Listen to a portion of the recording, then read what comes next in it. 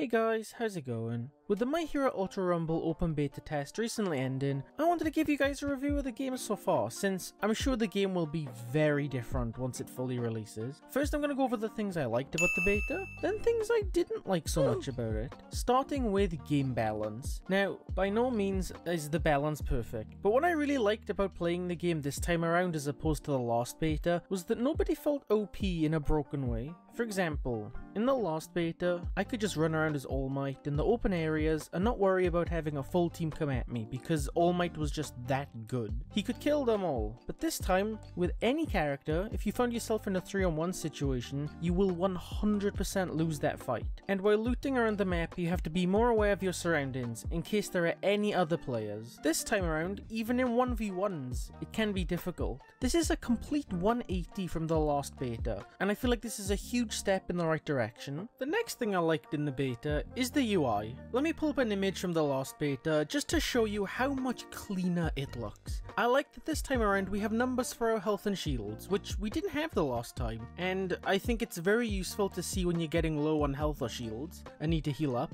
Speaking of the UI, the next thing I really liked was the quick level up system. This is such a small change, but it makes the biggest difference. In the last beta, when you got a level up card, you had to go into your inventory to use it, leaving yourself wide open to be attacked by an enemy team. But in this beta, this wasn't even an issue because of the new quick level up system. It's as easy as pick up a card, hold L2, then choose what ability you want to level up, all while still being in the game and being able to move around, meaning you won't get jumped by other teams by surprise, since you can still see what's going on in game. The next thing I liked in the Ultra Rumble beta was the new revival system. This is a feature the game desperately needed. So the way this works is, if you open up one of the huge crates on the map, it will drop you a full revive card. So as long as you had your teammates' coins, you could bring them back. This isn't the only way to get a revive card. Another way is to rescue civilians. When you do this, you get a revival card piece. Once you get 3 of these revival card pieces, you can have a full revive card, which is great because in the last 2 closed betas, this wasn't a mechanic, so once you died, you were dead for the rest of the match, which honestly got pretty boring after a while. So seeing that this got added made me really happy. And the last thing I liked about this beta was the missions. In this beta, we actually had different missions and events to take part in, which is awesome because it will give us other things to do in our matches other than just load up and try and win a game. These missions range from pretty easy stuff like level up one character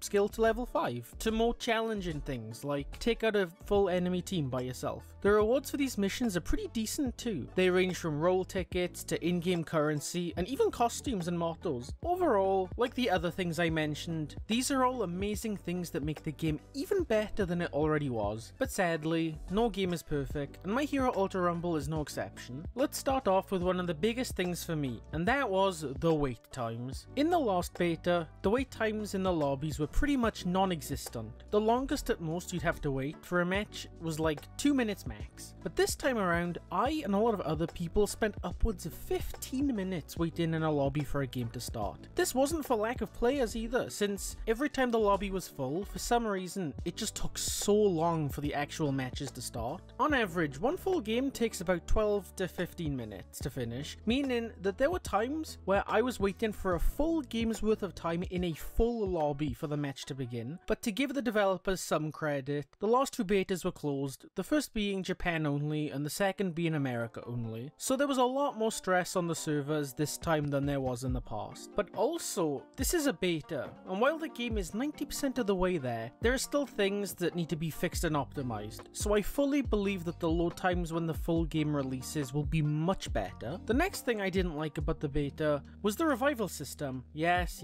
I know, I said I liked the revival system a few seconds ago, but overall I do. But the way things are right now, reviving your dead teammates is only really good if they die early in the game, and that's because when you get revived, you lose everything. Everything in your inventory, all your level ups and skills you acquired, you lose everything. So if you revive someone towards the end of the game, it's not really worth it, because you're bringing back someone with no inventory and all level 1 skills, while everyone else left in the game has level 7 or higher skills. Now, I'm not saying that you should come back with everything you had before. Not having an inventory is fine, but biking, at least let us somewhat keep our skill levels. Let's say I have a skill that's level 8. When I die, maybe you could do something like when someone gets revived, they lose their inventory and have all their quirk skill levels halved. So my level 8 skill would become a level 4 skill after being revived. Doing this would give you a good reason to revive teammates, since they wouldn't be completely useless anymore,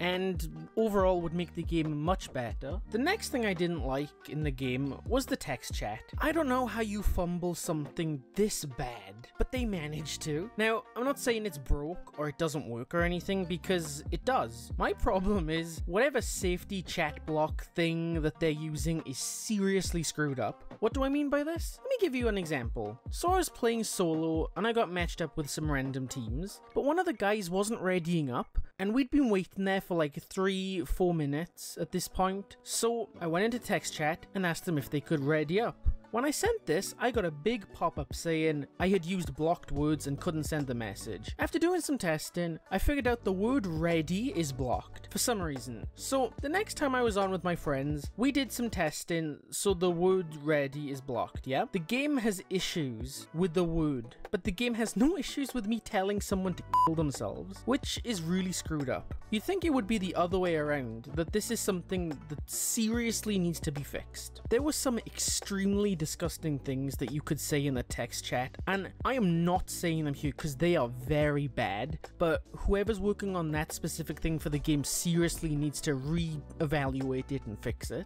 The next thing I didn't like about the beta was that some moves can be interrupted. I'm very 50-50 on this one because I like that moves can be interrupted now, but at the same time, there are some skills that can be interrupted that I feel like they shouldn't be. So my example for this is Denki Stun Rush. Denki already has a really hard time getting in on opponents, and this skill feels like his only real way of doing that. But like a lot of other skills, this can be interrupted, making it even harder for Denki to get in. You could say that they did this to all skills, so it's fair, but they didn't. All Might's Tornado Smash is still uninterruptible, Darby's Flame Circle is also uninterruptible, so there are skills that can work like this, but for some reason characters that should have skills that work like this don't work like this, and overall makes Denki and other characters feel much worse than they should be. And the final thing I didn't like about the beta was move tracking. Kendo suffers this the worst, but there are other characters this applies to as well. So there were times in the game where you'd do a quirk skill, and because the tracking on the skill is so wonky, it would hit right next to the opponent instead of hitting them. This was so frustrating, and the main reason that characters like Kendo